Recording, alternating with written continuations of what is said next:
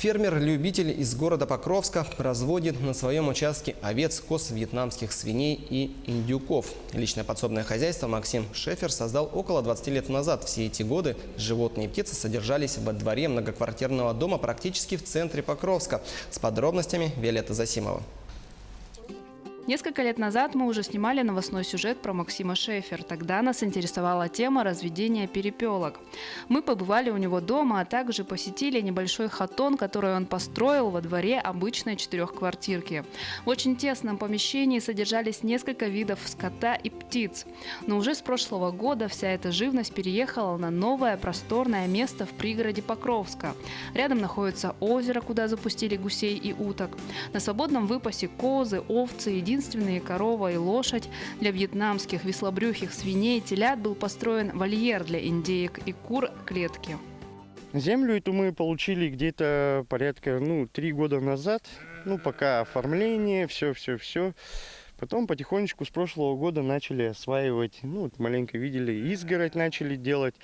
Потом здесь сделали загородки, вольеры, дом построили.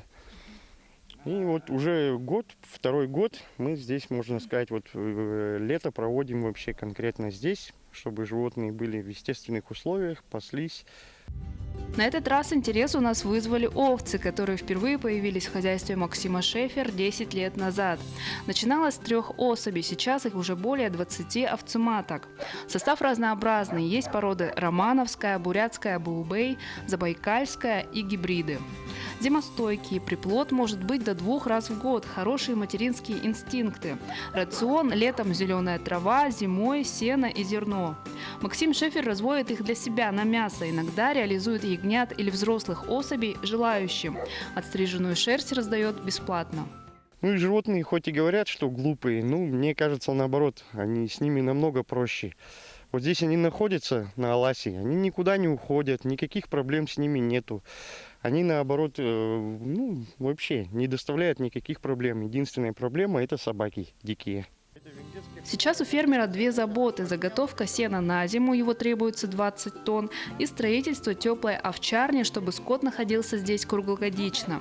К тому же на новом участке отсутствует электричество, чтобы его провести, нужно немало затрат. С его подключением, кто знает, возможно, расширилось бы поголовье, появились новые виды живности. Уже есть мысли об открытии контактного зоопарка. Но пока Максим Шефер и его семья обустраивают участок своими силами. Виолетта Засимова, Федор Тарасов, Хангаласский улус.